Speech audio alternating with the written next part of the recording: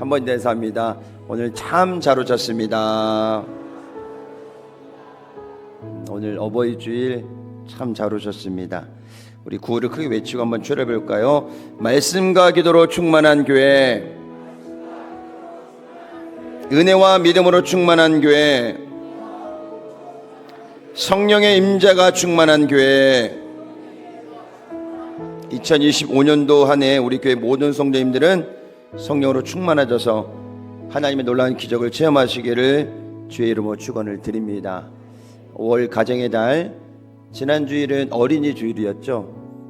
지난 주일날 보니까 전국에서 어린이를 위해서 여러 가지 많은 행사를 진행하고 거기에 참여했던 아이들이 참 행복해하는 모습을 봤는데요. 늘 우리들의 아이들의 그 웃음처럼 우리도 그렇게 365일 늘 웃었으면 좋겠습니다. 얼굴이 다 딱딱해요, 그렇죠? 누가 그러더라고요. 주일날 목사님 얼굴 피고 설교하세요 그러더라고요. 긴장해서 그래요. 여러분들은 긴장할 필요 없잖아요. 옆에 분 보고 한번 보세요. 웃어봅시다. 시작. 굉장히 웃음소리가 웃을 일이 없지만 여러분들 웃을 일을 찾으세요. 감사하시고 또 감사하시면 마음도 펴지고 얼굴도 펴지고 우리의 삶이 펴질 줄 믿습니다. 오늘은 둘째 주일 어버이 주일로 우리가 함께 섬기는데요. 우리나라는 1973년에 공식적으로 제정이 돼서 둘째 주일날 이렇게 어버이 주일로 섬기고 있습니다. 여기 몇 분 보니까는 카네이션 달고 오신 분들 계신데 입구에서 우리 중등부 친구들이 아마 달아드렸을 거예요. 그렇죠? 어떻습니까? 야, 이렇게 감동이 없으신가요? 옆에 분과 인사합니다. 참 보기 좋습니다. 반응이 없으신 건지 감동이 없으신 건지 절 모르겠어요. 저는 여러분들 보니까는 카네이션 달고 있는 모습 보니까 너무 아름답고 너무 좋습니다. 매일매일 365일 생일을 당한 사람은 매일 360일 오늘 같으면 좋겠고, 어버이날 용돈도 받고 또 자녀들이 효도하면 365일 꼭 오늘만 같으면 좋겠다라는 마음을 갖게 되는데요. 여러분 마음먹기 달려 있습니다. 여러분이 365일 행복하시려면 늘 행복할 수 있어요. 오늘 어버이 주일을 통해서 다시 한번 그 사랑을, 그 행복을 회복하시기를 주의 이름으로 축원을 드립니다. 우리 제목을 함께 따라해 볼까요? 아브람과 이삭의 순종. 아브람과 이삭의 순종. 오늘 아브람과 이삭의 순종을 통해서 우리에게 주시는 영적인 교훈을 나눠보도록 하겠습니다. 첫째 한번 따라해 볼까요? 행동하는 순종을 보여준 아브라함. 행동하는 순종을 보여준 아브라함. 오스왈드 챔버스 목사님이 이런 말씀을 하십니다. 실천적인 거룩만이 이 세상에서 가치 있는 거룩이며 성령님이 인정하시는 거룩이다. 생각 속에 있는 순종은 순종이 아니고요, 행동해야 진정한 순종이라는 뜻을 가지고 있는 것입니다. 우리가 입술로 아멘을 많이 합니다. 그렇죠? 아멘 한번 해보세요. 아멘. 아멘 잘 하셔요. 많이 하셔요. 생각 속의 순종이라는 것은 우리의 입술에 머문 순종하고 똑같은 거예요. 아멘하고 똑같은 거예요. 진정한 순종이랑 행함이 따라야 된다는 사실을 기억하시기를 주의 이름으로 축원을 드립니다. 야고보서 2장 17절을 말씀합니다. 이와 같이 행함이 없는 믿음은 그 자체가 죽은 것이라. 구원으로 믿음을 받은 우리는 그에 합당한 삶을 살아가야 하는데요, 오늘 야고보서에서 이야기하는 것은 뭐냐? 바로 형제와 자매를 위한 예수님의 사랑 실천이라는 것입니다. 그 순종에는 행함이 따라야 한다는 것입니다. 오늘 아브라함의 순종은 바로 행동하는 순종을 보여준 롤 모델입니다. 오늘 본문 말씀은 가장 많이 인용되는 순종에 관한 말씀인데요, 구약시대의 대표적인 인물들이 굉장히 많잖아요. 그렇죠? 근데 그 중에 우리가 믿음의 조상하면 누구예요? 아브라함. 출애굽의 영도자로 모세를 많이 기억을 해요. 노아 홍수로 노아를 많이 이야기하고요. 믿음의 조상, 그 믿음의 조상 가운데 하나 우리가 수식어 붙인다 뭐요? 순종의 조상. 아멘. 오늘 그 아브라함의 순종을 통해서 우리에게 주시는 큰 은혜가 있다는 것을 기억하시길 바랍니다. 그의 아버지 데라는 250세에 하란에서 죽었습니다. 그 아버지 직업이 뭐였어요? 우상을 만들어서 생계를 유지하는 그 직업을 갖고 있었단 말이죠. 그 하란에서 아버지 밑에서 살아왔던 아브라함이 데라가 우상을 만드는 그 작업 가운데 아브라함이 조금도 손을 안 댔을까요? 같이 돕기도 했었겠죠. 그리고 아버지의 그 생계의 모든 상황을 아브라함은 보고 자랐다라는 것입니다. 근데 하나님께서는 아브라함에게 뭐라 했어요? 갈대아 우르를 떠나라 말씀하십니다. 근데 아브라함은요, 그 명령의 말씀을 듣고 성경에서는 보니까 뭐 그 과정이 없어요. 그냥 아브라함이 갈대아 우르를 떠나더라 그래요. 여러분 쉽게 그게 될까요? 본토 친척 아비집을 떠나라고 말씀하셨을 때 여러분들 목포에서 50년 60년 살던 분이 갑자기 아무 이유 없이 야 너 서울로 올라가라 그러면 여러분들 짐 싸고 올라가겠어요? 이사를 생각해도 머리가 아프고 50년 60년 70년 살았던 이 고향을 등지고 아무 이유 없이 떠나야 되는 그 상황이 되면요 누구도 갈등 안 할 수가 없다라는 거죠. 근데 아브라함은 갈대아 우르를 떠났어요. 본토 친척 아비집.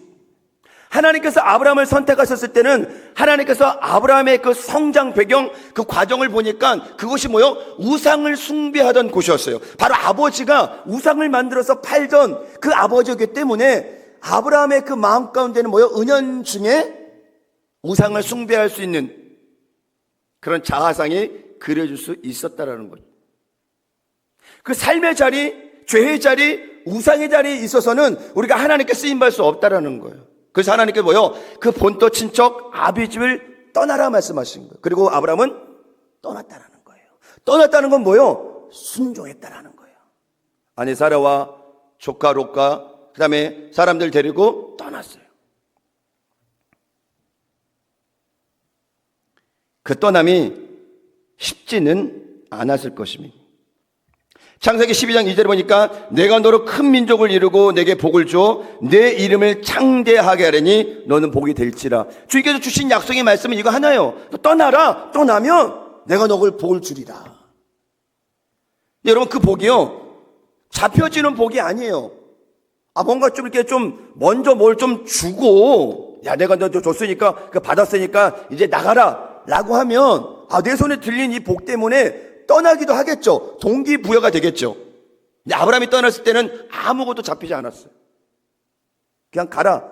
내가 내게 지시한 땅도 아니요. 지시할 땅, 거기로 가라. 거기가 어딘지 모르지만은 아브라함은 떠났다라는 것입니다. 그런데 성경을 보니까 여러분, 하나님께서 아브라함을 통해서 너를 통해서 많은 자손들이 있을 것이다 라고 약속했지만은 아브라함이 갈대아 우르를 떠나고 나서요 자손이 있었을까요? 없었잖아요. 그의 나이도 어느덧 100세를 바라보는 시대에 있는데 자녀가 없으니 그래 그 마음이 얼마나 답답했겠어요. 그래서 여종을 통해서 자녀를 낳는데 이스마엘을 낳았어요. 그 이스마엘은 언약의 자녀가 아니에요. 약속의 자녀가 아니에요. 하나님이 원하신 건 누구예요? 이삭이었다라는 거죠. 그렇게 시간이 흘러서 아브라함이 100세가 되었을 때 사라가 출산을 하게 되었는데 바로 드디어 약속의 자녀가 태어났어요. 이삭이죠. 근데 이스마엘하고 이삭하고 매 티격태격해요. 지금 중동의 그 상황처럼 계속 티격태격 언제까지? 지금까지. 이것을 보면서 우리가 얼마나 하나님을 신뢰하지 못하고 있는지를 단면적으로 보여주는 거예요. 물론 시간상으로 25년 후였어요. 75세 때 말씀하셨고 100세에 아들 낳았다면 25년을 기다린 상황인데 여러분 쉽지 않아요. 1, 2년도 참기 힘든데 25년을 기다렸다가 아들을 얻었다? 쉽지 않습니다. 근데 중요한 것은 무엇이냐? 가정의 행복은 사랑 다음에 인내라는 거예요. 하나님을 신뢰함에 있어서 가장 중요한 것은 뭐야? 인내라는 거예요. 지금 이루어지지 않지만, 내일 이루어지지 않지만 이루실 것을 믿고 나아가는 그 믿음이 뭐요? 바로 인내라는 사실을 여러분이 기억하시기를 주의 이름으로 축원을 드립니다. 여러분, 그 백세에 얻은 아들 이삭, 우리가 우리 자녀들 봐도 눈에 넣어도 아프지 않을 자녀잖아요. 그렇죠? 진짜 이쁘잖아요. 귀엽잖아요. 정말 어렵게 얻었던 그 이삭을 하나님이 참 짓궂게 그 아들을 어때요? 번제로 또 드리라 그래요. 갈대 우르 떠나 나온 것도 참 힘든데 그 백세에 얻은 아들 이삭을 번제로 드리라 했을 때 아브라함의 마음은 어땠을까요? 전날에 얘기했으면 그날 저녁에 가족회의를 할 수 있는 시간이 분명히 있었을 것 같아요. 추측할 수는 없지만 그 모든 상황들을 다 이기고 성경을 보니까 아침 일찍 일어나 그랬어요. 많은 갈등이 있었겠죠. 밤새 잠을 못 자고 베개 눈물로 적시면서 아브라함은 뜬 눈으로 밤을 샜겠죠. 왜? 아들을 번제로 드린다는 것이 말이나 되겠어요, 여러분? 쉽지 않습니다. 뭐 자녀가 여러 명이라도 마찬가지예요. 10절 주셨는데 한 절을 마치라 그래. 그래도 마음이 어려울 거예요. 그런데 백세에 얻은 그 아들을 번제로 드리라는 그 약속 말씀이 아브라함에게는 굉장히 큰 충격이었을 것입니다. 얼마 전에 서울의 한 권사님이 딸이 출산했다 그래서 연락이 왔는데 시험관을 8번 도전했어요. 8번 도전해서 하나님의 은혜 가운데 아기를 출산했어요. 여러분 쉽지 않습니다. 8번을 도전한다는 것이 쉽지 않다라는 거예요. 그래서 권사님도 많이 우셨대요. 8번 도전하는 동안에 그 딸이 힘들고 어렵고 포기하고 싶고 막 정말 어려운 그 상황들을 그 본 권사님이 눈물로 그 시간을 보냈대요. 눈물로. 그 딸은 얼마나 더 힘들었겠어요. 당사자니까. 시험관을 도전한다는 거 쉽지 않습니다, 여러분. 그런데 기도하고 또 기도하고 기도해서 하나님께서 아이를 선물로 주셨습니다. 그렇게 어렵게 얻은 자녀, 마치 아브라함처럼 정말 힘들고 어렵게 얻은 자녀인데 그 자녀를 다시 번제로 드렸을 때 아브라함의 마음은 엄청 복잡했을 것입니다. 근데 하나님께서 아브라함에게 명령하셨을 때는 이미 하나님 뭐요? 모든 것을 다 계획하시고 준비하고 계셨다는 거예요. 우리가 해야 될 것은 뭐요? 하나님의 말씀에 순종하고 나아가는 거예요. 내 계산이 아니라 하나님이 내 상황을 다 알고 계시기 때문에 주님 말씀하셨을 때는 이미 모든 것을 다 계획하고 계시는 거예요. 마치 우리 부모들이 자녀들에게 뭐 하라고 이렇게 이야기할 때가 있어요. 때로는 자녀들이 물어봐요. 엄마 이거 왜 해야 되지? 아빠 이거 왜 해야 되지? 야 그냥 해봐. 일단 해봐. 해보면 다 돼. 설명을 해줘야 될 거 아니야. 아니야 해봐 일단. 그렇게 이야기할 때는요 이미 부모는 모든 것을 다 준비하고 있다라는 거예요. 아브라함의 순종처럼 우리 자녀들이 순종하고 살아가는 그 모습이 얼마나 큰 축복인지를 모릅니다. 창세기 15장 6절을 말씀합니다. 아브라함이 야훼를 믿으니 야훼께서 이를 그의 의로 여기시고. 아브라함의 손에 아무것도 잡히지 않았지만 갈대아 우르를 떠났을 때 그 모든 과정 가운데 어려움이 있었지만 하나님께서 약속의 말씀을 주시고 힘을 주시고 격려해 주셨다는 것입니다. 25년의 그 시간 동안에 그 모든 과정 가운데 이미 하나님께서 아브라함을 1차, 2차, 3차 시험하시고 연단하시고 훈련받게 하신 거. 그리고 오늘 마지막 관문인 이 면접처럼 아주 정말 사람으로서 감당하기 힘든 엄청난 시험을 하나님께서 주신 것입니다. 12장 2절에 보니까 야훼께서 이르시되 내 아들 내 사랑하는 독자 이삭을 데리고 모리아 땅으로 가서 내가 내게 일러준 한 산 거기서 그를 번제로 드리라. 여러분, 번제는 통째로 올려서 불을 태우는 거예요. 제물을 다 터다 드리는 거예요. 그 연기까지. 가능할까요, 여러분?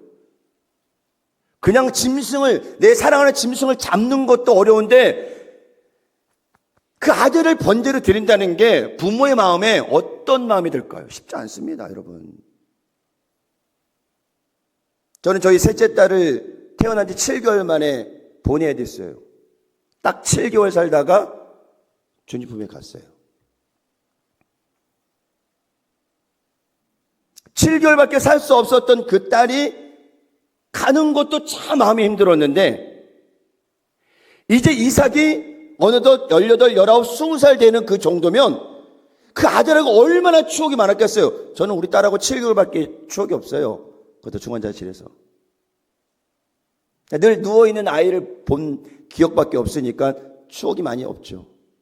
근데 아브라함은 20년 동안에 아들 이삭하고 엄청난 많은 추억의 시간이 있었을 거예요. 근데 그 아들을, 장성한 그 아들을 번제로 데려갔을 때 부모의 마음이 어떨까요, 여러분들? 그것도 본인 손으로 그 아들을 죽여야 되는데 가능할까요? 쉽지 않습니다. 그러나 성경은 2절과 3절 사이에 아무것도 없어요.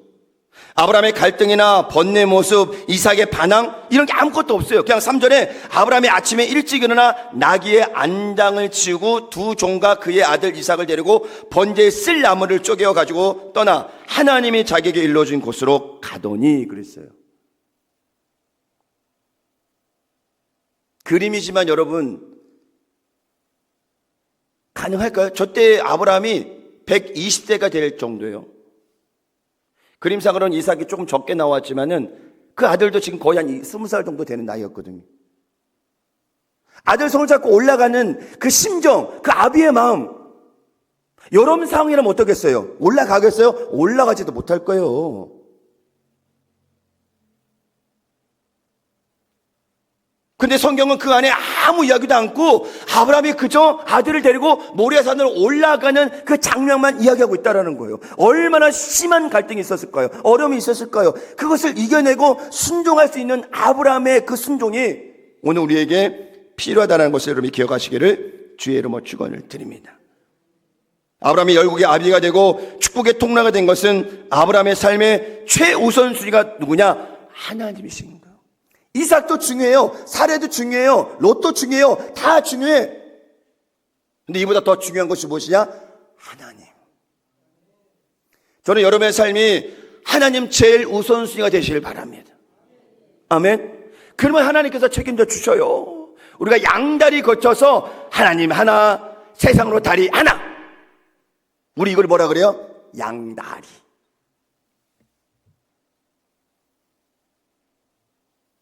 여러분 우리 다리가 그렇게 길지 않아요. 쭉쭉쭉쭉 늘어나잖아요. 아파요. 하나만 선택하세요. 그 하나는 하나님이셔요. 하나님을 신뢰하고 하나님만 바라보고 하나님만 의지하고 하나님께 기도하고 나아가면 하나님께서 우리의 삶을 책임져 주신다는 사실을 기억하시기를 주의 이름으로 축원을 드립니다. 자녀들에게 순종을 원한다면 부모의 순종이 먼저 선행돼야 돼요. 내가 하나님 앞에, 말씀 앞에 순종하고 있는 삶을 살아가느냐. 매일 자녀들에게는 순종 안 한다고 뭐라고 하면서 내 삶을 보면 내 삶도 마찬가지예요. 말씀을 늘 거역하고 뒤로 하고 따르지 않고. 그래서 우리 부모들이 먼저 순종하는 모습을 보여야 되는 사실을 기억하시길 바랍니다. 자녀가 기도하기를 원한다면 부모의 기도의 모습이 먼저 돼야 돼요. 사랑의 모습을 통해서 자녀들이 세상에 나아가면 그 사랑을 전할 수 있다는 사실을 기억하시기를 바랍니다. 여러분들 자녀들이 축복받는 인생을 살기를 원한다면 신앙의 유산을 물려주세요. 다른 거면. 제가 오늘까지 이렇게 버티고 있는 것은 목사의 힘이 아니라 신앙의 힘인 것 같아요. 목사라는 이 타이틀을 갖고 가기에는 쉽지 않습니다, 여러분. 어머니 물려주신 신앙의 유산을 붙들고 교회를 사랑하고 성도를 사랑하고 사명을 감당하고 주님만 바라보는 그 믿음 때문에 버티고 있는 것입니다. 가정의 달 아버지의 순종의 모습이 자녀들에게도 큰 도전이 되시기를 주의 이름으로 축원을 드립니다. 그러니까 우리 자녀들은요, 여러분들의 뒷모습을 보고 자라가요. 부모님이 하는 대로. 그러니까 어떻게 해야 돼요? 부모님이 잘 하셔야 돼요. 좋은 모습을 보이셔야 돼요. 신앙의 롤 모델이 되어 주셔야 돼요. 그러면 자녀들은 그 부모님의 뒷모습을 보고 그대로 따라가는 거예요. 행복한 가정, 축복의 가정을 만들어 가시기를 소망하신다면 성공과 물질을 쫓아가지 마시고 하나님의 말씀을 따라가시기를 주의 이름으로 축원을 드립니다. 두 번째는 이삭입니다. 함께 따라합니다. 절대적인 순종을 보여준 이삭. 절대적인 순종을 보여준 이삭. 자녀 양육에 대한 고민이 이제 우리 기성세들, 어머니 아버지에는 그 시간이 지나왔기 때문에 조금 숙제가 덜었을 것 같아요. 그렇죠? 근데 지금 젊은 세대들은요, 자녀 양육에 대해서 굉장히 큰 숙제를 갖고 있어요. 물론 어머니 때도 자녀를 키울 때 그만큼 힘들었을 거예요. 어려웠을 거예요. 근데 시간이 갈수록 우리 자녀들이 세상 가운데 살아가기가 더 힘들어졌어요. 학원에 가지 않으면, 공부하지 않으면 성공하지 못하고 뒤처지고, 옆집 아이는 잘 되고 있는데 우리 아이가 잘 안 되면 괜히 오기가 생기고 질투심이 생겨서 없는 돈 투자해서 학원 보내고.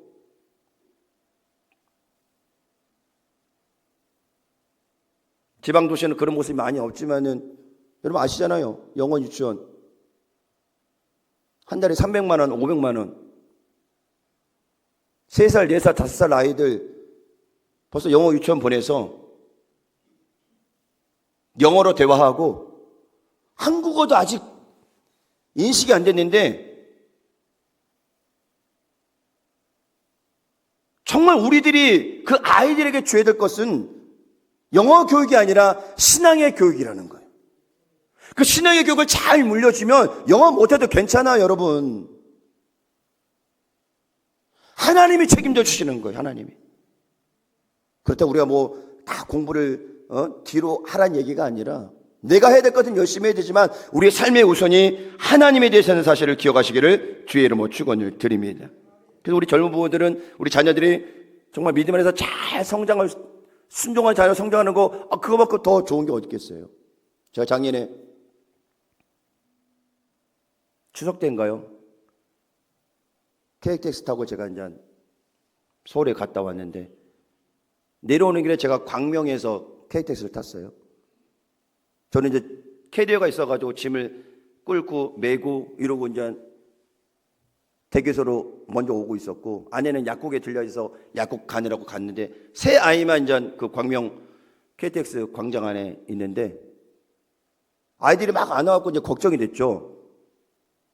그 전화를 하니까 민지가 전화를 안 받아요. 혹시나 해서 막 광장으로 뛰어갔습니다. 캐리어 놓고. 갔더니 막 달려갔더니 그때서 이제 막 아이들이 셋이 막 오고 있는데 민준이가 오더니 아빠 큰일 났어요. 왜 그래? 민혁이가 광명 KTX 광장 가운데 정 가운데서 대자로 뻗어가지고 와 울고 있더라는 거예요. 그 민혁이가 케어하기도 힘들고 미나가 케어하기도 힘든 거예요. 이 대자로 뻗어가고 광명역에서 막 울고 있는데 민주가 그러더라고요. 창피하다고. 막 누워서 아이들 그 발 막 이렇게 하는 거 있잖아요. 막 그러고 있는데 미나가 달래고 민주가 달려도 이게 제동이 안 되는 거예요. 제동이 안 되는 거예요. 겨우 둘이 달려가지고 이제 끌어서 오는데 민혁이는 역시 계속 울고 있고 그러고 오는 거예요. 여러분 우리가 그렇지 않을까요? 하나님의 말씀은 늘 우리를 향하고 있는데 우리가 이 말씀을 거부해요. 따라가지 않아요. 그 주저앉아버려요. 아니면 이 민혁이처럼 대자로 뻗어가지고 발버둥 치면서 안 간다 그래요. 안 한다 그래요. 못 한다 그래요. 불평해요. 그렇게 사는 모습이 우리의 모습일 수 있다라는 거예요. 민혁이는 불순종이 아니라 반항의 모습인 것 같아요. 반항. 겨우 달래서 내려오긴 했지만 제가 만약 그 광장 가운데 민혁이가 대자로 뻗을 수 있으면 제가 어떻게 했을까요? 아마 안 보길 다행이죠.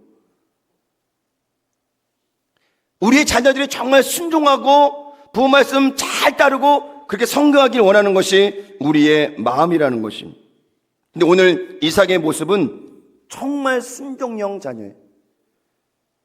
성장하면서 아무런 바람도 없고 그저 아브라함을 따라서 살아갔던 순종의 자녀, 바로 이삭이라는 것입니다. 자녀 상담 프로그램이나 영상 같은 거 이제 우리 25일 날 오시는 박상희 교수도 전문가신데 저도 자녀를 키우다 보니까는 자꾸 그런 영상에 듣게 돼요. 강의를. 혹시 내가 잘못 키우고 있나?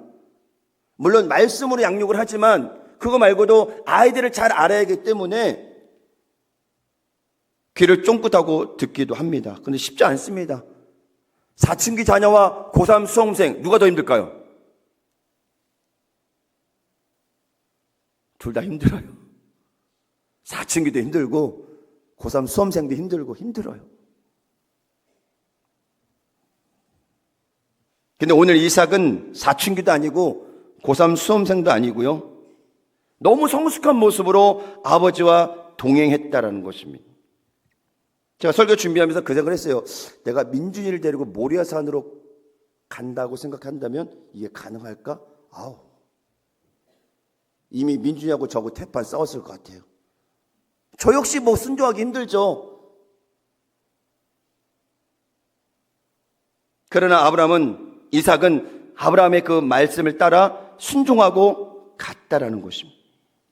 그리고 긴 침묵을 깨고요, 질문을 하나 합니다. 22장 7절에 보니까 이삭이 그 아버지 아브라함에게 말하 이르되 내 아버지여 하니 그가 이르되 내 아들아 내가 여기 있노라. 이삭이 이르되 불과 나무는 있거니와 번제할 어린 양은 어디 있나이까. 이삭도 좀 눈치를 채지 않았을까 싶은 생각은 들어요. 그러나 반항하지 않았다는 것, 도망가지 않았다는 것, 내가 재물이 될 수 있고 혹 아버지 말씀처럼 준비된 재물이 있다 할지라도 반반의 마음을 가지고 이삭은 다른 생각하지 않고 아버지를 따라갔다라는 거예요. 마음이 약했던 아버지였다면 사실은 하나님 명령이 있었고 너를 번제로 드리라고 한다라고 이야기할 수 있지만 지혜로운 아브라함은 이렇게 대답합니다. 아브라함이 이르되 내 아들아 번제할 어린 양은 하나님이 자기를 위하여 친히 준비하시리라 하고. 참 부모의 대답이 지혜로워야 돼요. 뭐 있는 그대로 직설적으로 이야기해도 좋지만은 그 아들을 위해서 이렇게 이야기하는 모습도 참 좋은 모습인 것 같습니다. 오늘 이삭의 순종은 단지 성경이니까 라는 핑계를 줄 수 있지만은 이삭에게도 엄청난 갈등과 번뇌가 있었을 것입니다. 자라온 그 20년 동안의 아브라함을 보면서 봤던 그 신앙의 모습들, 아버지의 순종을 통해서 이삭도 순종을 배우고, 그래서 하나님께서 전국의 아브라함을 축복하시고 이삭을 축복하신 모습이 성경에 그대로 기록이 되어 있다라는 것입니다. 아브라함도 대단하고요, 이삭도 정말 대단합니다. 어느 자녀가 부모의 이런 행동에 침묵할 수 있을까요? 좀 힘이 센 자녀라면은 분명히 뿌리칠 수 있겠죠. 여기에 그런 부모님들 그런 경험이 있는지 모르겠지만은 어려서는 아이들이 부모님의 훈육에 잘 따라가요. 혼내면 맞기도 하고 잔소리도 듣고 그냥 고개 숙이고 이러고 있어요. 근데 좀 머리가 크고 등치가 크면 어때요? 손 딱 올리면 어때요? 싹 잡잖아요. 그런 경험 해보셨나요? 여러분 자녀는 다 순종적인 자녀라. 저는 민준이가 그렇게 막지 않기를 기도하고 있습니다. 그 잡혔을 때 부모 마음이 무너진다 그러더라고요. 여러 가지 많은 생각이 든대요. 예전엔 얘가 정말 순종적이고 혼내도 맞았는데 지금은 아빠의 손을 잡네, 엄마의 손을 잡아버리네, 그리고 뿌리쳐버리네. 이랬을 때 오는 이 충격은 대단하다고 합니다. 여러분 그거 인정하셔야 돼요. 손을 들어서 그 자녀가 잘 자라는 게 아니에요. 부모님의 사랑, 인내, 기도, 그리고 부모님이 보여주신 그 신앙의 모습을 통해서 자녀가 양육가 되셨다는 것을 여러분이 기억하시기를 주의 이름으로 축원을 드립니다. 이삭의 번제단에 올라간 그 모습은 바로 예수님의 십자가상을 예표하고 있는 거예요. 번제단에 올라갔던 이삭은 아무 얘기도 안 했어요. 내가 제물이구나. 이거 올 게 왔네. 그리고 그때 도망가도 되잖아요. 근데 이삭은 번제단 위에 올라가서도 아버지의 다음 행위 무엇이 될지도 알지만 조용히 눈을 감고 누워있는 그 모습을 보면서 정말 성숙하다. 그러한 순종이 우리에게도 필요하다는 사실을 기억하시기를 주의 이름으로 축원을 드립니다. 빌립보서 2장 6절에 8절 말씀합니다. 그는 근본 하나님의 본체시나 하나님과 동등됨을 취할 것을 여기지 아니하시고 오히려 자기를 비워 종의 형체를 가지사 사람들과 같이 되셨고 사람의 모양으로 나타내사 자기를 낮추시고 죽게까지 복종하셨으니 그 십자가에서 죽으심이라. 그 예수님의 십자가 순종, 그 사랑이 오늘 우리를 살린 거예요. 아브라함의 순종, 이삭의 순종은 축복을 받기 위한 순종이 아니었어요. 그러나 순종하니까 하나님께서 아브라함을 축복하시고 이삭을 축복하셨다는 사실을 기억하시기를 주의 이름으로 축원을 드립니다. 이 순종은 내 생각을 내려놓는 거예요. 기도도 내 생각을 내려놓는 거예요. 그리고요, 하나님의 말씀을 우리 마음 가운데 새기나고 전진하는 것임을 여러분이 기억하시기를 주의 이름으로 축원을 드립니다. 여러분, 이삭은 단번에 순종해서 한평생 평탄한 삶을 살았어요. 물론 성장 과정에 여러 가지가 있었겠지만 성경에 나온 것은 이삭이 그냥 번제단 위에 올라갔던 그 모습, 그 순종이 이삭을 대표하고 있어요. 그 순종을 통해서 하나님께서 이삭을 축복해 주시는데 그의 농사를 지어서 100배의 열매를 맺었다고 성경은 이야기하고 있습니다. 여러분, 이 축복이 여러분 가정 가운데 풍성히 임하시기를 바랍니다. 이렇게 순종했더니 하나님께서 이렇게 축복하셨다라 간증하시길 바랍니다. 하나님 책임져 주시는 거예요. 믿음의 인생 가운데 다른 거 없습니다, 여러분. 하나님 말씀에 순종하고 믿음으로 전진하는 저와 여러분이 되시기를 주의 이름으로 축원을 드립니다. 여기에는 지금 신앙의 1세대가 있어요. 2세대가 있어요. 3세대가 있어요. 4세대가 있어요. 저도 저희 어머니가 신앙의 1세대였는데요. 거의 38년을 핍박만 받기 시작하셨어요. 저 이제 2세대예요. 1세대가 고난이 가장 많대요. 여기 그런 분들 계실 거예요, 아마. 2세대는 뭐냐? 그 신앙을 물려받아서 자리를 잡아가는 거예요. 다음 세대를 위해서. 3세대는 2세대가 깔아놓은, 펼쳐놓은 그 신앙의 틀 안에서 조금씩 성장하고 열매를 맺는 거예요. 4세대 되잖아요. 하나님 복을 부어주십니다. 그러니까 지금 1세대 부모님들 눈물 많이 흘리셨죠. 어려우셨죠. 여러분의 그 눈물 때문에 이제 다음 세대, 다음 세대, 다음 세대는 복을 받게 되는 거예요. 그래 지금 2세대 부모들, 3세대 부모들, 여러분 포기하지 마시고 하나님 앞에 순종하시길 바랍니다. 말씀에 순종하시길 바랍니다. 기도하시길 바랍니다. 그리고 여러분 자녀들에게 물질의 유산이 아니라 신앙의 유산을 통해서 그 자녀들이 이삭처럼 순종을 배우고 감사를 배우고 하나님을 배우는 그런 삶을 살아갈 수 있도록 우리가 최선을 다했다는 사실을 기억하시기를 주의 이름으로 축원을 드립니다.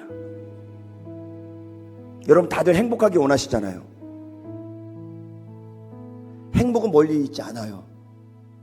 가장 가까운 데 있어요. 여러분 가정이 행복하시길 바랍니다.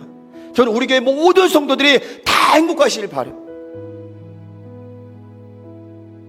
하나님 제일 우선순위로 사랑하는 삶, 순종하는 삶, 말씀을 따라가는 삶, 우리 자녀들에게 신앙의 유산을 물려줄 수 있는 부모, 그 신앙의 모습을 보고 성장할 수 있는 자녀, 얼마나 복된 가정이에요. 올 가정의 날을 맞이해서 우리 교회 모든 성도들 가정이 아브라함의 축복과 이삭의 축복이 임하는 그런 복된 가정이 되시기를 주의 이름으로 축원을 드립니다.